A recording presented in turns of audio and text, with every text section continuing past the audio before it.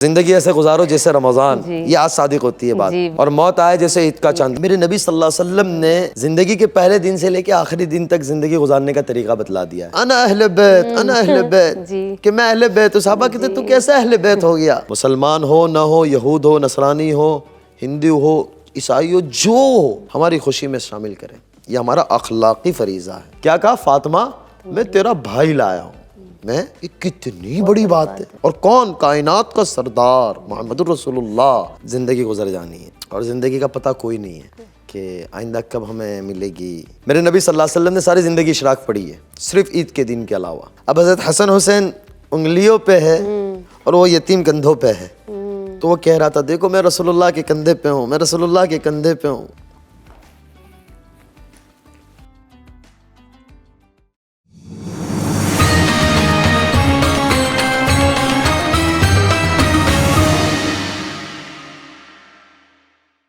अस्सलामुअलैकुम वरहमतुल्लाहि वबरकातुहू।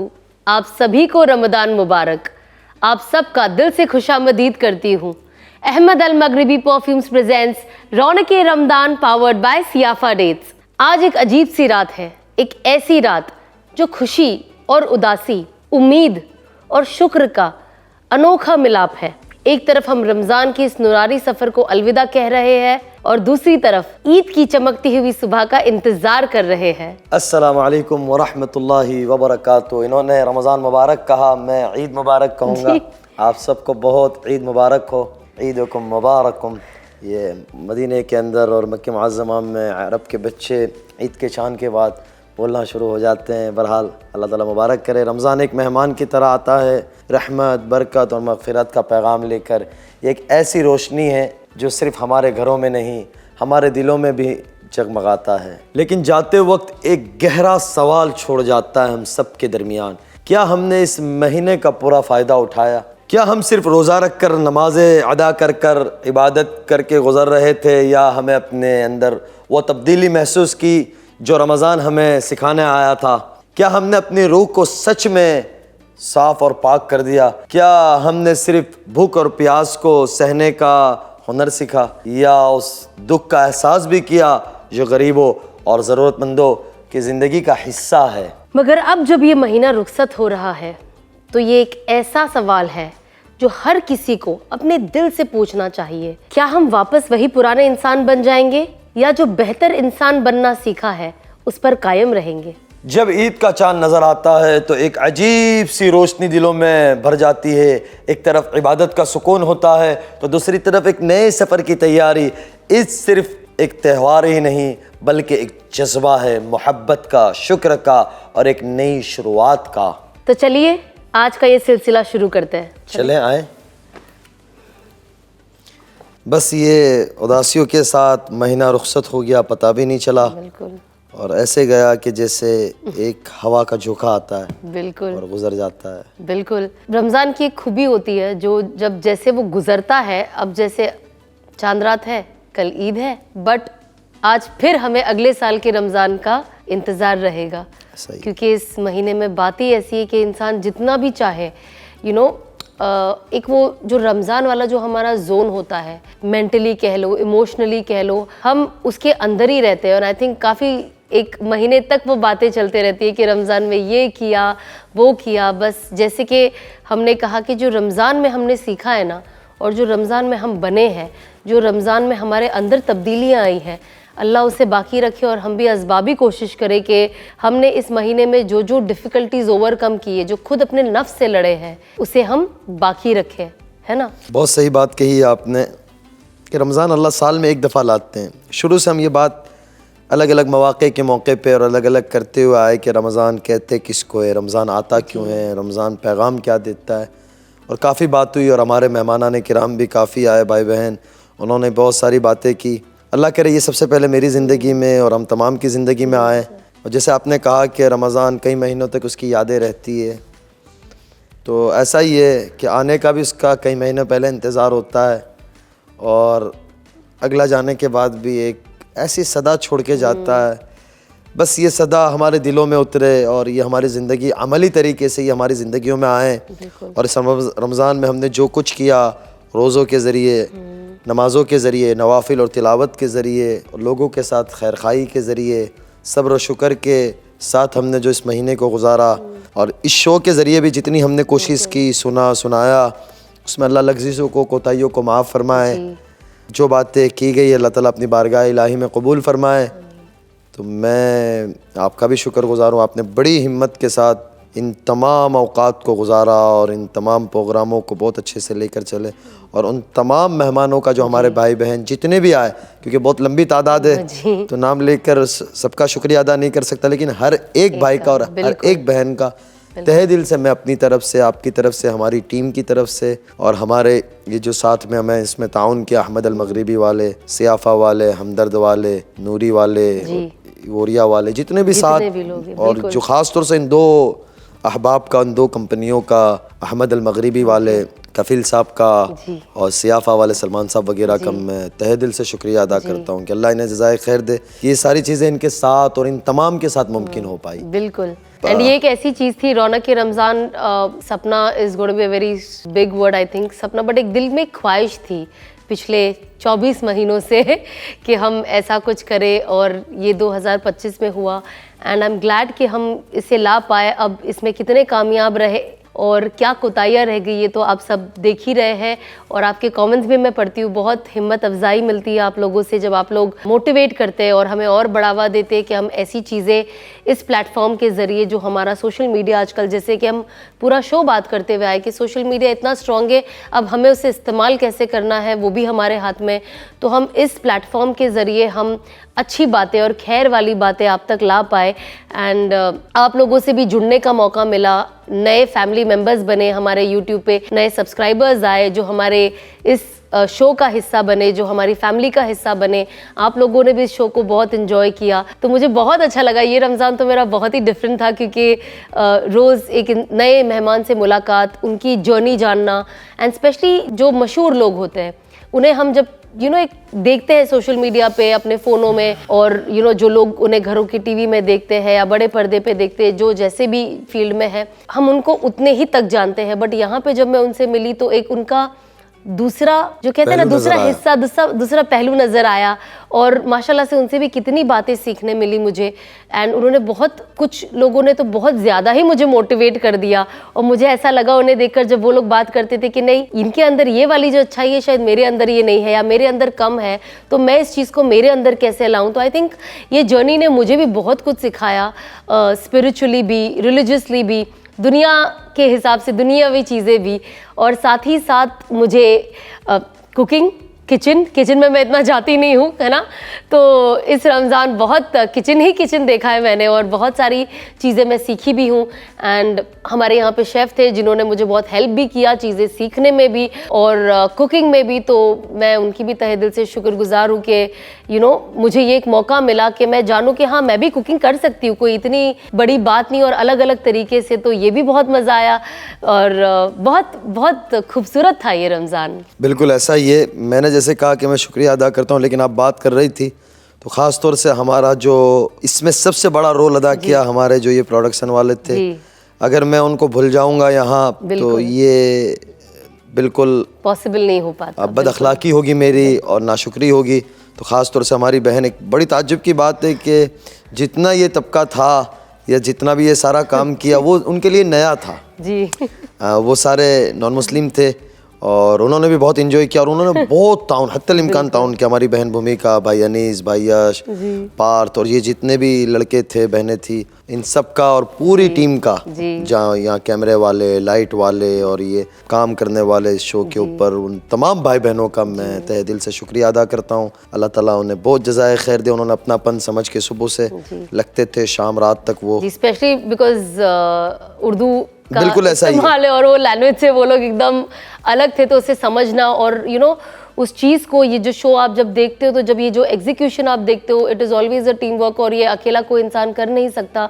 तो जाहिर सी बात है कि जब ये शो आप तक पहुंचा और शो आपके दिलों में पहुंचा, तो ये सब एक बहुत सारे लोग इसमें जुड़े हुए हैं, ना कि सिर्फ वो जिन्हें आप देख रहे हो। ये सेट, ये लाइट, ये कुछ भी चीज़ without a great team work possible नहीं थी। तो ये रमज़ान हमारा वाकई ही बहुत डिफरेंट और ये यादगार था। ये खास तौर से ये 5-6 हमारे भाई बहन, उनके अलावा जितने भी थे, जिसने यहाँ एक कपड़ा भी लगाया या ये लाइटें भी जलाई, उन सब का बहुत शुक्रिया। अल्लाह ताला उन्हें जज़ाए खैर दे। बहरहाल जाता हुआ रमज़ान है तो इस पे कुछ बात भी होनी चाहिए कि बात इंसान करता है तो ये सबसे पहले अपनी अमली ज़िंदगी में लाता है।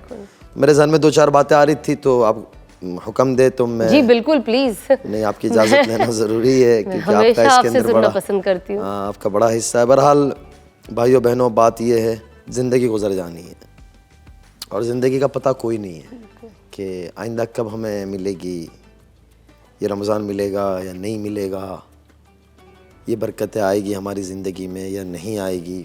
रमज़ान 3 चीज़ों का पैगाम है कि माफ़ी मांगने में पहल करें। इंसान है, बात हो जाती है, ज़बान से निकल जाती है, तो जब एहसास हो जाए, जब हो जाए एक अल्लाह से सबसे पहले कोई गुनाह हो जाए फ़ौरन माफ़ी मांगे, फ़ौरन कोई नेक काम करे, अल्लाह के बंदों के साथ में हो जाए फ़ौरन माफ़ी मांगे। दूसरी चीज़, अपने अंदर अच्छी खूबियाँ लाने की कोशिश करें कि जैसे हमने रोज़े में देखा कि हमने सब्र भी किया, हमने शुक्र भी किया, हमें किसी के साथ झगड़ा हो गया, कोई बात ऊपर नीचे हो गई, गाली गलौज तक बात पहुँच गई, हमने अपने आप को काबू में रखा, अपने आप को कंट्रोल में रखा। तो ये 11 महीने भी हम कर सकते हैं। जब ये 1 महीना हमने अपने आप को संभाला है तो हम 11 महीने भी इन चीज़ों को कर सकते हैं और कोई मुश्किल नहीं है। और उसके बाद अल्लाह का मामला है तो हमने नमाज़ों का अहतमाम किया, हम सुबह भी उठते थे और फजर के वक्त भी हम जाते थे और ज़ोहर, असर, मगरिब, इशा हमने अहतमाम किया, तरावी का हमने अहतमाम किया। तो जब ये सारी चीज़ें करना आसान हो गई, तहज्जुद के लिए शहरी के लिए उठते थे तो हम कोशिश करें कि इस तहज्जुद की पाबंदी को हम बाकी रखें बिल्कुल, और नवाफिल के अहतमाम को हम बाकी रखें। सुन्नतों का जो हमारे अंदर था, नमाज़ों से पहले की सुन्नत, नमाज के बाद की सुन्नत, नवाफिल, उसको हम पूरी पढ़ें। तो ये चीज़ें रहेगी तो इंशाल्लाह ज़िंदगी गुजारना आसान होगी। मैं फिर यहाँ एक बात कह रहा हूँ, जब मैं शुरू रमज़ान से कहता हुआ आ रहा तो हमारा अनीस मुझे कह रहा था तुम हर इसमें एक बात करते हो तो मैंने कहा ये बात, हाँ ये बात ऐसी है कि ये ज़िंदगी का एक सबक है। हज़रत जी रहमतुल्लाह अलैह का जुमला मैंने बहुत दफ़ा बोला इस प्रोग्राम में, पूरे शो में, जहाँ भी मौका मिला, कि ज़िंदगी ऐसे गुजारो जैसे रमज़ान, ये आज सादिक होती है बात। जी बिल्कुल। और मौत आए जैसे ईद का चांद, जैसे अभी ईद का चांद नज़र आया है, देखो कैसी खुशियाँ हैं, बच्चे भी खुशी मना रहे, बूढ़ा बड़ा सारे के कल ईद पढ़ेंगे, सुबह ईद है और रात में तैयारी, सुबह तैयारी। तो ज़िंदगी रमज़ान जैसी गुजरनी चाहिए जैसे रमज़ान में अमाल किए, सारी ज़िंदगी यही अमाल हो कि मौत आएगी ना तो घर वाले रो रहे होंगे, हमारा जनाजा निकाल रहे होंगे लेकिन हमारी बारात जारी होगी, पीछे लोग रो रहे होंगे लेकिन फरिश्ते हमारी बारात लेना आए होंगे। अल्लाह हम सबको ये नसीब फरमाए। और दूसरी बात ये है कि ये ईद की रात, तो ये लैलतुल जायज़ा है, इनाम की रात है, मज़दूर को मज़दूरी लेने की रात है कि एक मज़दूर सुबह 9-10 बजे से लगता है, शाम 5-6 बजे तक लगा रहता है, फिर शाम में अपना हाथ पैर मुँह धोकर अपना आप को साफ सुफ करके उसके ऊपर सुपरवाइज़र है, बॉस है या जो भी है, ठेकेदार है, उसके पास जाके मज़दूरी लेता है। क्यों? कि मैं घर जाऊँगा, मेरा गुजरान चलाऊँगा, मेरे बीवी बच्चों का चलाऊँगा, माँ बाप वालिदैन जो भी है। तो ये सारा महीना हमने मज़दूरी की है। किसकी मज़दूरी की है? खालिक कायनात रब्बे करीम की है। तो ये मज़दूरी की रात है, मज़दूरी लेने की रात, एक मज़दूर की। तो ये रात बजाय हम गप्पे सप्पों में, खाने बनाने में, घूमने फिरने में, ईद की तैयारी में थोड़ी बहुत कर भी ले, कोई बुरी बात नहीं है, लेकिन ज़्यादा हिस्सा हम अल्लाह की आहुज़ारी में गुजारें। ये बहुत बड़ी रात है, इसको लैलतुल जायज़ा कहा गया है और इनाम की रात कही गई है, बहुत मुबारक रात है। बहरहाल ये सारी बातें हैं, अल्लाह करे अमल की, अल्लाह मुझे सबसे पहले तौफीक दे और हम तमाम को भी दे, आमीन आमीन। अल्लाह ज़ाय खैर दे। अब कल ईद है तो कुछ ईद पे भी बता दीजिए हमें, कोई ऐसा अमल है जो हमें करना चाहिए ईद के भी दिन? बिल्कुल, हमारा जो दीन है ना, हमारी शरीयत, मेरे नबी सल्लल्लाहु अलैहि वसल्लम ने ज़िंदगी के पहले दिन से लेकर आखिरी दिन तक ज़िंदगी गुजारने का तरीका बतला दिया है।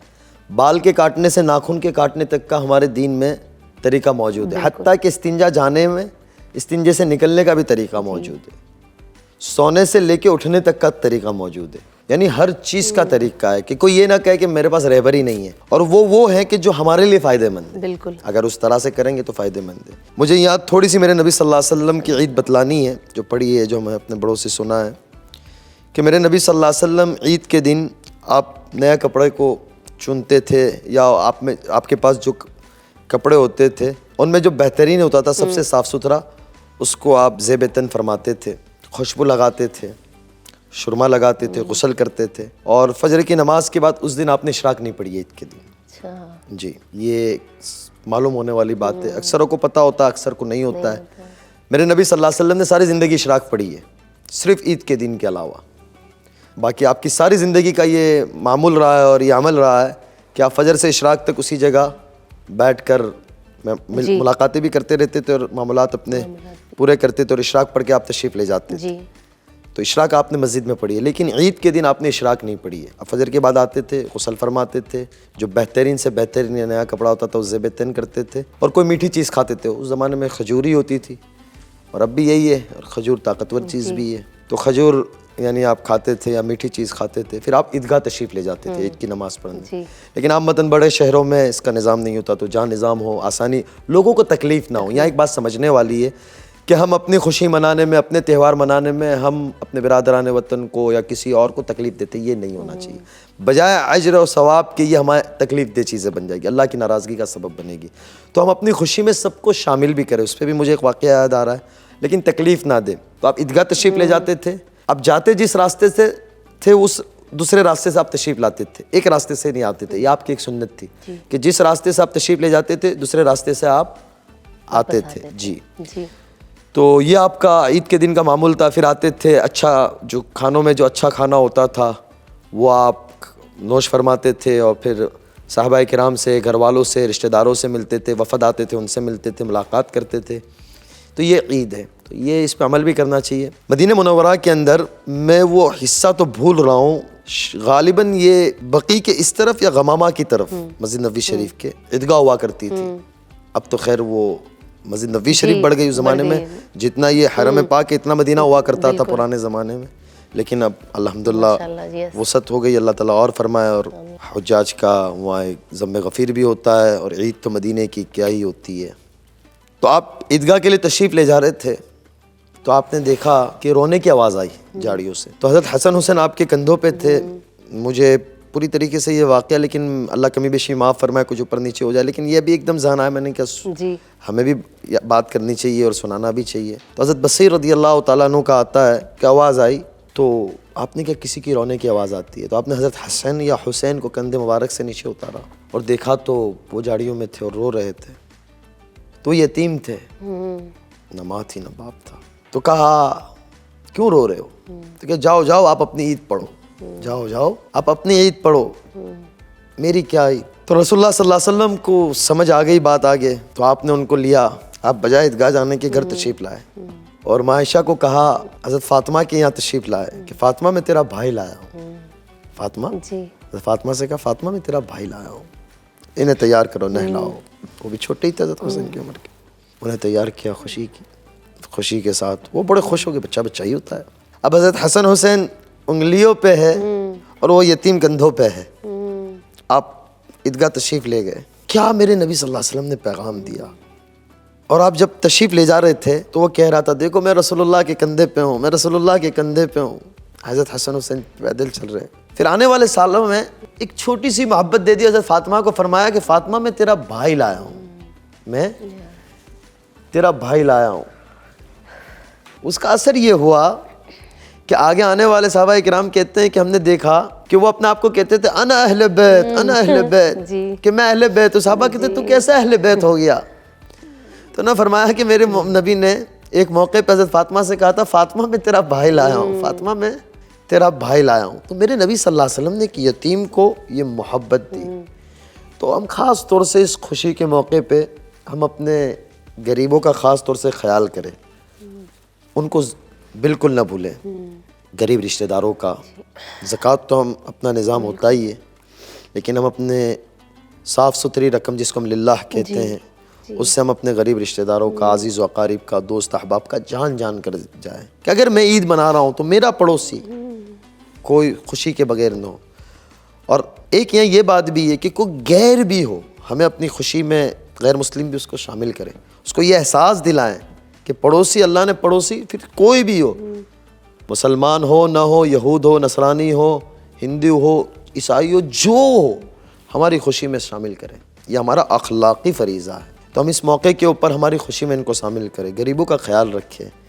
और फिर हमारे यहाँ सदक़े फ़ितर है, तो सदका फ़ित्र वो इंशाल्लाह हम आपके इंस्टाग्राम पे बताएंगे जी कि सदका फ़ित्र हम अदा करें। अदा करें। 200, 250, 300 रुपये, 1000 रुपये निकाल दें। उसकी मकदार जो है वो किशमिश के एतबार से दे सकते हैं, खजूर के एतबार से दे सकते हैं, जौ के एतबार से दे सकते हैं। लेकिन आज के ज़माने में हम जब 5000 का जूता लेते हैं, बिल्कुल 5000 की टी शर्ट लेते हैं, 5000 का कुर्ता लेते हैं, आम मतन यही होता है। 1000 रुपये अल्लाह के नाम पे निकालना कोई बुरी बात नहीं है और कोई बड़ी बात भी नहीं है कि ये नहीं कि भाई हम इतना, हम तो वसत दर्जे के, ऐसा नहीं। 200-500 रुपये ऊपर निकाल दे। और ये जो है, ये तो खैर आज बात हो रही है, पहले करने वाली थी, ये थोड़ा 2-4 दिन पहले अदा कर दे। बिल्कुल। और ये बजाय वो चीज़ों के देने के उन्हें नकद पैसे दे दे गुरबा को। जी और वो अपने रिश्तेदार में भी दे सकते हैं, जो गुर्बत वाले उनको भी दे सकते हैं। तलाश कर कर के दें लोगों को। अब मतलब होता ये है कि ईद पढ़ने जाते हैं हम, फ़कीरों को भी ठीक है दें वो, लेकिन उसको दूसरी 500-700 रुपये और दे देंगे, कोई चला नहीं जाएगा।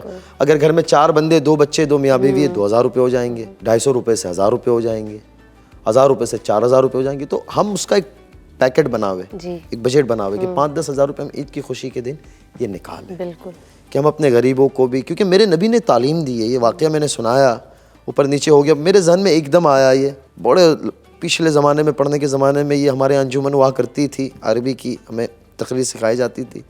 हमारे एक उस्ताद हुआ करते थे, मौलाना आसिफ साहब रहमतुल्लाह अलैहि, अल्लाह उनके दर्जात बुलंद फरमाए। उन्होंने हमें ये वाक़या मुझे ख़ास तौर से याद दिलाया था और ये बिल्कुल दिल को लगता है जाके कि एक यतीम बच्चे को कहा है और आप ईदगाह नहीं गए, आप घर तशरीफ़ लाएँ और इंतज़ार किया और हज़रत फ़ातिमा को साथ देने के अलावा इज्जत भी दी। ये नहीं, ये भी कह देते हैं कि भाई इन्हें तैयार कर दो, गुस्ल कर दो, कपड़े पहना दो। क्या कहा? फ़ातिमा मैं तेरा भाई लाया हूँ। मैं, ये कितनी बड़ी बात है। और कौन? कायनात का सरदार मोहम्मद रसूलुल्लाह सल्लल्लाहु अलैहि वसल्लम, जिनका मकाम अल्लाह के बात है, हम सब की जाने कुर्बान उन पर। तो वो अज़ीम शान शख्सियत ये हमें एक पैगाम दे रही है कि यतीमों के साथ, मिस्कीनों के साथ, गरीबों के साथ खैर खाई करें, अच्छे सलूक के साथ उनके साथ पेश आए। बहरहाल ये सारे अमाल करने वाले हैं, अल्लाह मुझे भी तौफीक दे, आपको भी दे। और बस ये आखिरी लम्हात है, अल्लाह ज़िंदगी दे, इसको हम बेहतर बनाएंगे आइंदा साल और कोशिश करेंगे कि आइंदा साल जितना बेहतर बना सके और मेहमानों को लेकर आएंगे हम और इसको जितना अच्छे अंदाज से कर सके करेंगे। कोई बात आप लोगों के साथ ऐसी हो गई हो, इनकी तरफ से, मेरी तरफ से, तो हम अपने मेहमानों से भी माफ़ी मांगते हैं। यहाँ हमारे साथ जिन्होंने काम किया, साथ दिया, हम उनसे भी माफ़ी मांगते हैं और आप सबका फिर एक दफ़ा शुक्रिया।